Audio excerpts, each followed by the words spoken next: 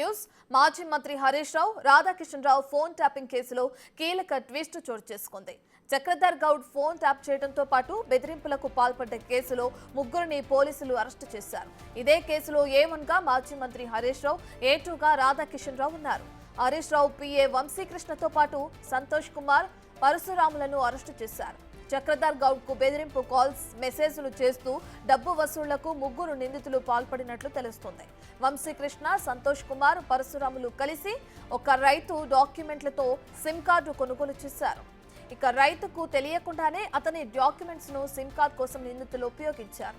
Fake SIM కార్డును ఉపయోగించి చక్రధర్ గౌడ్ కు బెదిరింపు మెసేజ్లను నిందితులు చేసినట్లు పోలీసులు చెబుతున్నారు. అయితే సిద్దిపేట నియోజకవర్గంలో సామాజిక కార్యక్రమాల్లో చక్రధర్ గౌడ్ పాల్గొనకుండా బెదిరింపులు చేసినట్లు కూడా తెలుస్తుంది.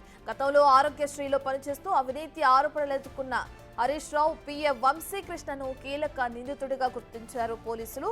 ఆరోగ్య శాఖ మంత్రిగా హరీష్ రావు ఉన్న సమయంలో ఆయన పేషీలో వంశీకృష్ణ పనిచేసినట్లు సమాచారం.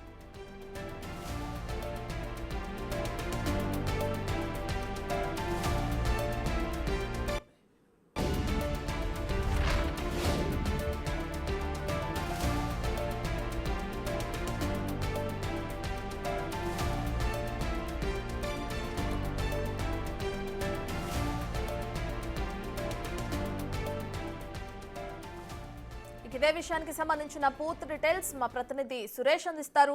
Right Suresh, Chakradhar Goud phone tapping విషయానికి సంబంధించి ఇప్పటికే బెదిరింపులకు పాల్పడ్డ కేసుకి సంబంధించి ముగ్గురిని పోలీసులు అరెస్టు చేసినట్లు తెలుస్తుంది. దానికి సంబంధించిన కేసు డీటెయిల్స్ ఏ విధంగా ఉన్నాయి సురేష్? పంజాగుట్ట పోలీస్ స్టేషన్ లో నమోదైనటువంటి కేసులో హరీష్ రావు ముఖ్య అనుచరులైనటువంటి ఆయన PAతో పాటు మరొక ఇద్దరిని అరెస్ట్ చేయడం జరిగింది. వంశీకృష్ణ, సంతోష్ కుమార్, పరశురాములు ఈ ముగ్గురు కలిసి ఒక రైతుకు సంబంధించిన డాక్యుమెంట్స్ తీసుకొని సిమ్ కొనుగోలు చేసి చక్రధర్ గౌడ్ కి బెదిరింపు కాల్స్, మెసేజ్లు చేస్తూ వసూళ్లకు పాల్పడ్డట్టు పోలీసులు గుర్తించడం జరిగింది. ఇప్పటికే చక్రధర్ గౌడ్ మంత్రిగా హరీష్ రావు ఉన్న సమయంలో తన ఫోను, తన కుటుంబ సభ్యులకు సంబంధించిన ఫోన్లు ట్యాపింగ్ చేసి తనను ఇబ్బందులకు గురి చేశారు, అక్రమ కేసులు పెట్టి అరెస్ట్ చేశారని చెప్పేసి కూడా ఆయన ఫిర్యాదు చేయడం జరిగింది. ఈ ఫిర్యాదుపైనే పంజాగుట్ట పోలీసులు కేసు నమోదు చేసి దర్యాప్తు చేయగా అందులో వీరి ముగ్గురు కూడా నిందితులుగా తేలడంతో ఈ ముగ్గురిని అరెస్ట్ చేయడం జరిగింది. ఇక హరీష్ రావు, రాధాకిషన్ రావు కూడా A1, A2 గా ఉన్నారు. హరీష్ రావు ఇప్పటికే హైకోర్టుకు ఈ కేసుకు సంబంధించి క్వాష్ చేయాలని చెప్పేసి ఆయన పిటిషన్ వేయడం జరిగింది. అందులో పెండింగ్ ఉంది కాబట్టి ఈ కేసులో ఖచ్చితంగా హరీష్ రావును కూడా అరెస్ట్ చేసే అవకాశం కనబడుతుంది. ఎందుకంటే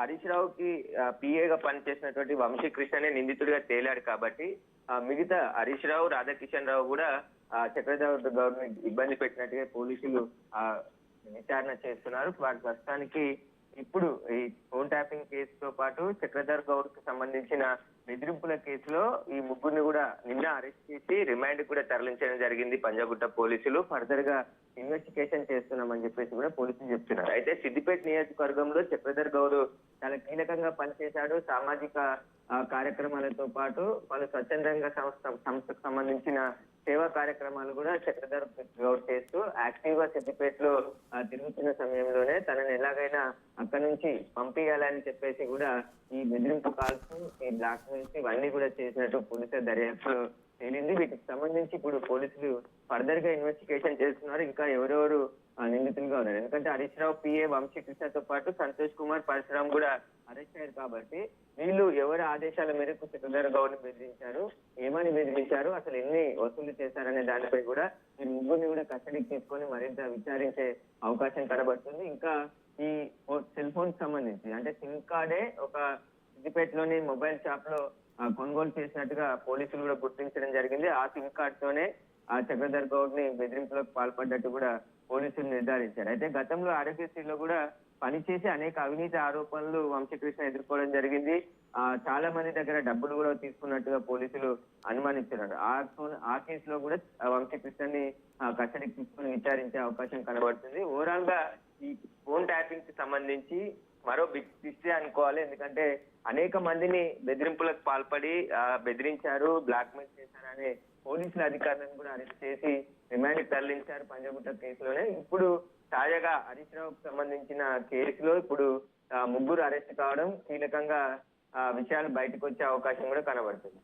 రైట్ సురేష్, అయితే ఇప్పటికే ముగ్గురిని అరెస్ట్ చేయడం మనం చూస్తున్నాం. తదుపరి విచారణ ఏ విధంగా కొనసాగే అవకాశం ఉంది సురేష్?